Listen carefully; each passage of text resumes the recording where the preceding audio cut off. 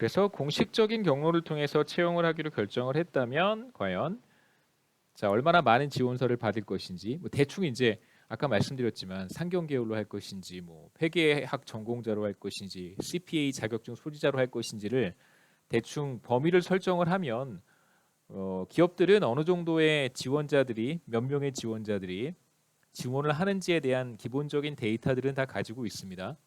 그렇기 때문에 범위를 이제 잘 설정하면 될 것이고요. 그리고 또 하나 생각해 볼 만한 문제는 과연 그 중에 몇 명을 인터뷰할 것인가. 그래서 이 부분은 14장의 후반부에서 조금 다루도록 하겠습니다. 14장은 주로 레퍼럴에 대한 이야기 이어서 얼마나 많은 사람들을 인터뷰할 것인가에 대한 이야기고요. 그 다음에 이제 세 번째는 15장에서 볼 내용인데, 그러니까 어떻게 선발할 것인가. 그러니까 인터뷰까지 다 마쳤습니다. 그러면 이제 어떤 테스트를 통해서 선발할 것인지, 혹은 채용을 하는 인사 담당자들에게 어느 정도의 재량을 줄 것인지, 등등등 이런 이야기들은 우리가 바로 이어지는 챕터에서 다루도록 하겠습니다. 그 다음에 이제 사람을 뽑았으면 트레이닝을 또 시켜야 되잖아요. 그래서 그 다음 장에서는 이제 트레이닝에 대한 이야기를 또 할 것이고요.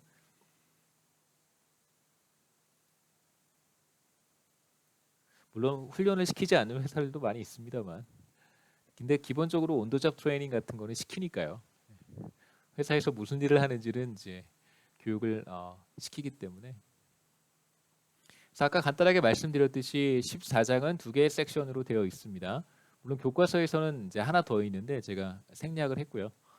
첫 번째는 이제 공채 방식으로 할 것인지, 아니면 회사 내의 인적 네트워크를 활용해서 추천을 받을 것인지, 두 가지 문제, 포멀, 인포멀 채널 두 가지를 다루고요. 그 다음에 최근에 여러분 실험 경제학 이런 거 좋아하시잖아요, 그렇죠? 실험 경제학, 행동 경제학 이런 거 관심 많으시죠? 저도 관심은 많습니다만 제가 직접 할 수가 없는 영역이기 때문에 돈도 굉장히 많이 필요하고, 실험을 하려면은 실험 대상자들한테 돈을 줘야 되잖아요. 사실상 불가능합니다. 저 같은 사람이 할 수는 없고요. 제가 알기로도 국내에서 이런 실험 경제학을 하는 분들이 극소수입니다. 극소수. 그래서 실험 경제학은 한국 상황에서는 수행하기 굉장히 어려운, 정말 제너러스한 그런 도너가 있어야 되는 거잖아요. 어떤 필드에 관심이 있어야 되고, 그리고 실제로 사람들이 어떻게 행동하는지, 어떻게 반응하는지 관심이 있어서 기업이든 어떤 재단이든 혹은 NGO든, 대표적인 게 월드뱅크죠. 월드뱅크는 미국의 훌륭한 경제학 교수들한테 엄청난 펀드를 제공을 하면서, 아니면 조지 클루니 같은 영화 배우는 굉장히 많은 도네이션을 해서 리서치 펀드를 제공을 합니다. 기후 변화라든가 이런 문제. 우리는 그런 여건이 조성이 되지 않기 때문에 남들이 한 실험들을 주로 인용하는 선에서, 여기에서는 두 명의 여성 경제학자인데요. 팰레이스하고 샌즈라고 하는 두 명의 젊은 여성 경제학자들이 실제로 실험을 했습니다.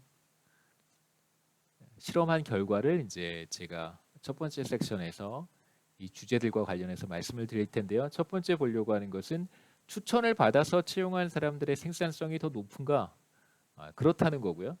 두 번째는 그럼 왜 그런가? 왜 추천을 받아서 회사에 입사한 직원들의 생산성이 더 높을까? 이게 두 번째 질문입니다. 그래서 간단한 이론 세 가지를 설명을 해드리고, 실제로 이 세 가지 가설이죠, 일종의. 이런 가설이 두 명의 경제학자들이 실험을 했던 결과와 결과가 어떻게 이론을 서포트하는지, 아니면 이론과 다른 방향으로 결과가 나왔는지를 제가 말씀을 드리고요. 그 다음에 이제 이런 결론들, 제가 아까 인적 네트워크를 통해서, 인포멀 채널을 통해서 채용된 사람들의 생산성이 더 높다고 했는데, 그렇다면 모든 사람들을 다 인포멀 채널을 통해서 채용하면 되지 않겠느냐라고 얘기할 수 있습니다. 근데 그렇게 이제 우리가 일반화시킬 수는 없겠죠.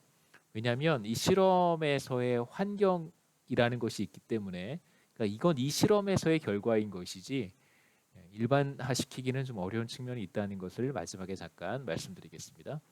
그 다음에 두 번째 섹션에서는 간단한 이제 수리 모형인데요. 아주 간단한 모형입니다. 간단한 이론이고요.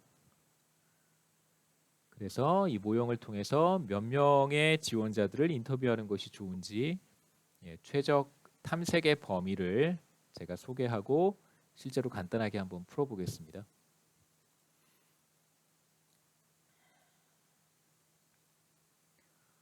첫 번째 섹션은 이제 formal vs informal 채널인데요. 기업의 주된 관심사는 formally 사람을 채용할 것인지, 그러니까 채용과 관련해서 뭐 공채로 갈 것인지 아니면 추천을 통해서 사람을 채용할 것인지 이제 이런 의사결정을 해야 됩니다. 그래서 제가 잘 얘기는 안 하는데요. 제가 서울여대 오기 전에 삼성경제연구소에 있었습니다. 그래서 한동안 뭐 최순실 정유라 뭐 이렇게 말이죠 말 사건 터졌을 때 조용히 있었는데요. 네, 조금 그래서 요즘은 또 제가 삼성경제연구소에 있었던 것이 또 나름 뿌듯하기도 합니다. 최근에는 또 언제 달라질지 모르죠. 삼성경제연구소에 있을 때 삼성경제연구소에서 몇 가지 그 채용 관련해서 아이디어를 냈던 적이 있는데요. 삼성경제연구소는 굉장히 많은 일을 하는데 실제로 이제 인사 관련된 일들도 많이 했었습니다. 삼성 그룹이죠. 그룹 차원에서 인사 정책을 어떻게 할 것인가에 대한 컨설팅도 많이 했었고 제가 한 건 아닙니다. 제가 영역은 아니어서. 그 다음에 이제 제가 했던 것은 삼성의 SSAT라고 하는 시험이 있는데 제가 이 시험 문제를 출제하러 잠시 일주일 동안 그 합숙소 같은 데 들어가서 시험 문제를 출제했던 적이 있습니다. 여기서 이제 제가 하고 싶었던 얘기는 뭐 이 얘기가 아니고요. 삼성경제연구소에서도 어떤 이제 정책을 우리가 그때 추진을 했었냐면 제가 기억이 정확히 맞는지 모르겠는데 뭐 Bring Your Bodies인가요? 뭐 이런 제가 비웃었는데 Bring Your Body인가요? 뭐 BYB인가? 뭐 하여튼 뭐 이런 걸 한 적이 있습니다. 맞나요? 더블 D인가요? 모르겠습니다. 스펠링이 틀려도 이해해 주십시오. 영어가 짧아서 Bring Your Bodies라고 해서 그 인포멀 채널을 이용하겠다는 것이죠. 삼성경제연구소에 필요한 어떤 그 연구자들을 채용을 할 때 수시 채용입니다. 기본적으로 이렇게 레주메라든가 그 다음에 뭐 추천서 누군가의 이제 추천서 같은 거 받아서 삼성경제연구소에 뭐 이렇게 이메일로 컨택을 하면 나중에 이제 뭐 관심 있을 때 연락을 받게 되는데요. 수시 채용이고.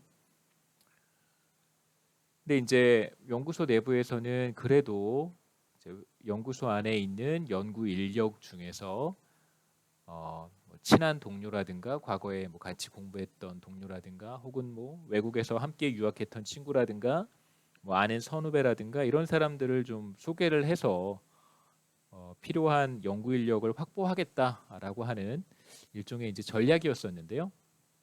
뭐 잘 모르겠습니다. 성공했는지 뭐 결과는 어땠는지 잘 모르겠고요. 그렇게 해서 채용한 사람이 더 나았는지도 뭐 잘 모르겠습니다. 그래서 뭐 이런 정책을 펴는 곳이 있다는 걸 말씀드린 거고, 그래서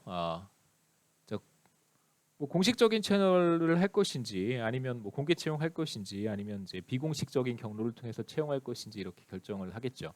그러니까 포멀 프로시저는 아까 말씀드렸듯이 잡 포스팅을 하고 뭐 잡에 대한 기본적인 잡 디스크립션을 설명하는 포스팅이겠죠. 그 다음에 회사에서 원하는 인재상 어떤 유형의 근로자를 원하는지 노동자를 원하는지 어떤 사람을 원하는지 인재상을 제시를 할 것입니다.